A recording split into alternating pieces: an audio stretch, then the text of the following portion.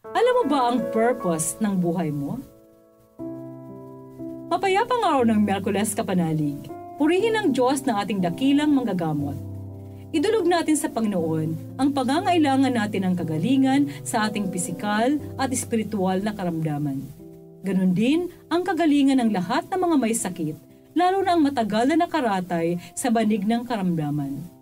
Iunat nawa ng Panginoon ang kanyang mapagpagaling na kamay at hilumin sila at tayo sa ating karamdaman. Nang sa gayon, magampanan pa natin ang ating misyon sa buhay at matanto kung bakit tayo nilikha ng Diyos. Ito po muli si Sister Lines ng Daughters of St. Paul na nag-aanyayang samahan kami sa maikling pagninilay ng mabuting balita ngayon.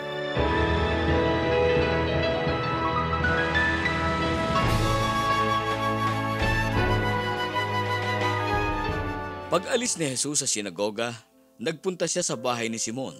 Inaapoy ng lagnat ang biyanang babae ni Simon, kaya't pinakiusapan nila siya tungkol sa kanya. Pagkayuko ni Jesus sa kanya, inutusan niya ang lagnat at nilisan siya nito. Kaagad siyang tumindig para maglingkod sa kanila. Paglubog ng araw, dinala naman sa kanya ng lahat ng tao ang kasama nilang mga may sakit ng iba't ibang karamdaman. Ipinatong niya ang kanyang mga kamay sa bawat isa sa kanila at pinagaling sila.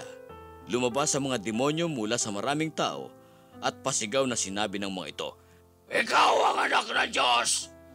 Ngunit pinatahimik niya sila at di pinahihintulutang magsalita dahil alam ng mga ito na siya ang Mesiyas. Nang mag-uumaga na, lumabas si Jesus at pumunta sa isang ilang na lugar. Ngunit pinaghahanap siya ng maraming tao at nang matagpuan siya'y sinikap nilang hadlangan na makaalis pa siya sa kanila. Pero sinabi niya sa kanila, "Dapat ko ring ipahayag ang mabuting balita ng paghahari ng Diyos sa iba pang mga bayan. Ito ang dahilan kung bakit ako isinugo." At nagpatuloy siyang mangaral sa mga sinagoga ng Judea. May dahilan kung bakit naririto tayo, kung bakit isinilang tayo sa mundong ito. May dahilan ang ating pag-iral.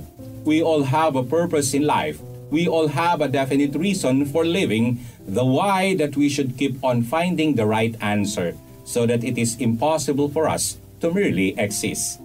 Sa mabuting balita, pinipigilan ng mga tao na umalis si Jesus sa kanilang bayan pero hindi siya natinag sa kanilang kahilingan.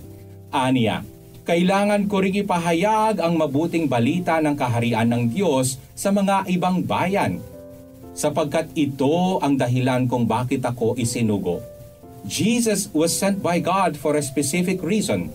His purpose in becoming man was to save man from those that enslave him, spiritually and physically. And the ultimate realization of his purpose was when he was hung on the cross. Minsan sinabi ni Winston Churchill, hindi sapat ang mabuhay lamang. Dapat tayong maging determinado na mabuhay sa isang bagay. Kung hindi natin matanto't maunawaan ang rason, ang dahilan kung bakit naririto tayo, kung bakit tayo umiiral, katulad lamang tayo ng isang dahong nalaglag sa ilog. Lulutang-lutang, sumasabay lang sa agos ng tubig sa ilog. Hindi alam kung saan hahantong. Pero kung naunawaan natin ang kadahilanan ng ating pag-iral, we begin to build strong foundations. We do everything in our capacity to mold and hone our life so that we will make our purpose a reality. Sa papaanong paraan mga kapanalig, tukuying mabuti ang layunin. Always look at the bigger picture to understand better the situation, and from there, start working on the small details. Patuloy na magdasal. Mga kapanalig, ano ang purpose mo sa buhay mo? Mga kapanalig, support Paulines Online Ministry. Subscribe, like, and follow us on Facebook, YouTube, Instagram, Twitter, TikTok, Spotify, Google, and Apple Podcast. Maraming salamat po. At sa lahat na nagme-message sa amin na humihingi ng panalangin para sa iba't ibang intensyon. Asahan po ninyong ipinagdarasal namin sa Diyos ang inyong mga kahilingan. Ito po muli si Sister Lines ng Daughters of St. Paul na nagpapaalalang Buhay na walang hanggan, kapiling ng Diyos, laging hangarin.